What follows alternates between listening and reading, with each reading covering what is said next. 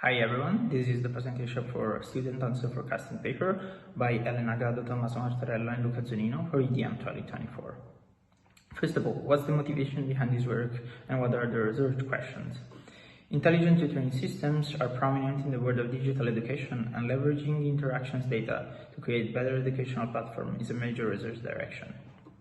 In this work, we aim to predict what a student would answer to a given question using the past question-answer textual pairs.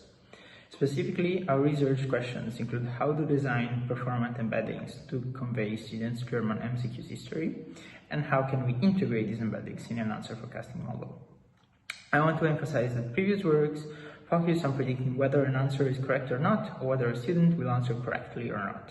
However, in this work, we don't focus on correctness, but I want to predict if that answer will be chosen by the student. Focusing on multiple choice questions, we create pairs of a question-answer choice and formulate the task as a binary classification task, so that at the end of the first step, we have a sequence of pairs of question and answer for every student.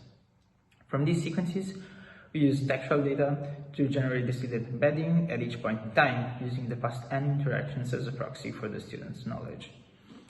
After the first data processing step, we have the model training, which will be discussed later in the presentation, and the embedding generation.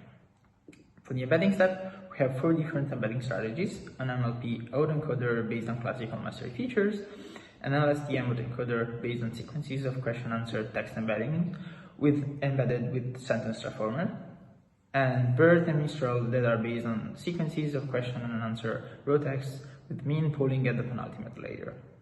We consider interaction sequences of length between 10 to 40 throughout this work. The first step to obtain a model able to predict the student's answer is domain adaptation, which is performed considering a language prediction task. This allows us to obtain the Lernavi-BERT model. Then the model is trained to determine which MCQ answers are correct or incorrect, obtaining MCQ-BERT. Finally, MCQ-BERT is extended to student answer forecasting, obtaining MCQ student-BERT. In this case, the model inputs are the text of the MCQs and student-specific data in the form of embeddings. During our experiments, we considered the 2 models presented in this figure, differing in their handling of student embedding. Both models are based on MCQ-BERT and include a classifier head.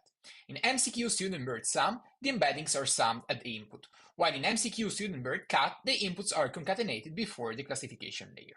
For what concerned the experimental evaluation, a total of 20 models were trained over 3 epochs and evaluated on a holdout test set. Regarding the integration strategies, we can see from the table that the concatenation strategy generally yields slightly better results compared to the summation strategy. This is particularly noticeable with Lernavi-BERT. Regarding the embeddings, all embedding strategies show substantial improvements over the dummy classifier across all metrics. Mistral 7B is the best performing embedding, even if performance differential are quite marginal.